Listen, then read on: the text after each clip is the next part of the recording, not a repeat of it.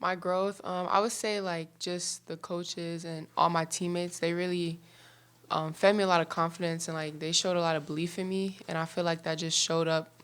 It grew throughout the season, like especially when I began starting, and then like my confidence just grew more and more each game really. And it allowed me to like play a lot free and just like go out there and just play the game. What do you expect from, everyone's already thinking ahead, it's early, but next year's team, you had the opportunity and the experience of playing in the Elite Eight.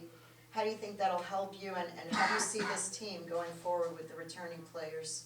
Yeah, I see us making another run. I feel like now we have the experience and um it's our turn to step up like now that we lost Destiny and Lola and the other seniors, Carla. So I feel like now it's just like we have to play a bigger role than we did last year, and I feel like we're ready to do that, and we're also going to bring in some other good pieces to help us and put a great team together and make another run. How different is it, now with the transfer portal?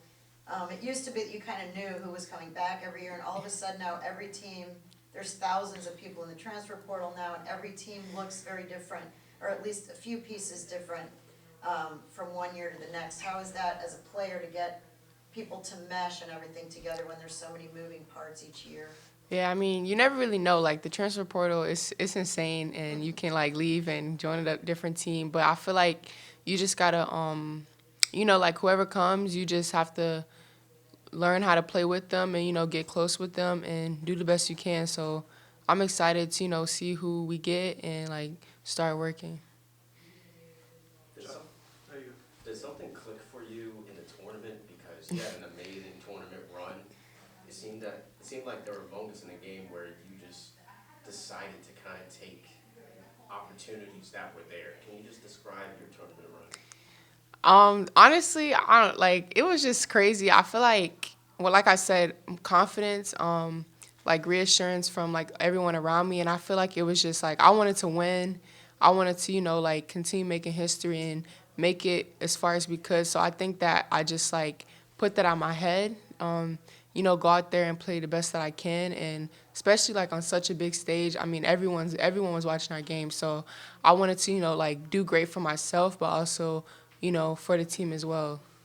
Can you talk about how that run helped just build a, build your fan base? The fan base had already been growing this season, but what do you think it did as far as raising the profile of your program nationally and also locally?